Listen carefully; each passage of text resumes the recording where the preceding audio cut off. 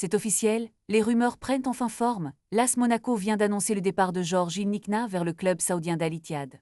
Ce transfert, qui rapportera 33 millions d'euros, marque un tournant significatif pour le club de la Principauté. Jeune attaquant de 19 ans, Ilnikna s'est engagé jusqu'en 2029 avec son nouveau club, qui le voit comme un potentiel successeur à Karim Benzema, désormais à Al Hilal.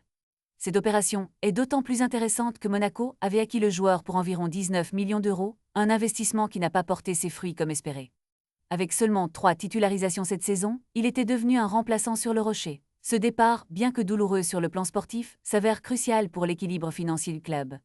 En effet, Monaco devait impérativement générer au moins 20 millions d'euros avant juillet pour respecter les règles du fair play financier européen. Le directeur général, Sergio Scuro, avait d'ailleurs averti que la vente d'un joueur était inévitable pour éviter les sanctions de l'UEFA. Grâce à cette vente, et à la plus-value de 4 millions d'euros provenant de la revente de Simon Boisbré à Al Hilal, l'ASM respire un peu mieux sur le plan financier.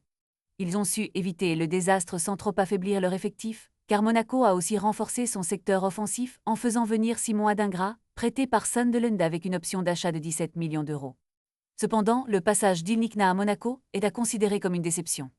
Arrivé avec de grandes promesses, il n'a jamais réussi à convaincre ses entraîneurs successifs, Adi Huté et Sébastien Pocognoli, de lui donner une place de titulaire régulière. Barré par des attaquants comme Bril Embolo, Folarin Balogun et Mika Bierus, il a disputé 51 matchs, ne marquant que 10 buts et délivrant 2 passes décisives.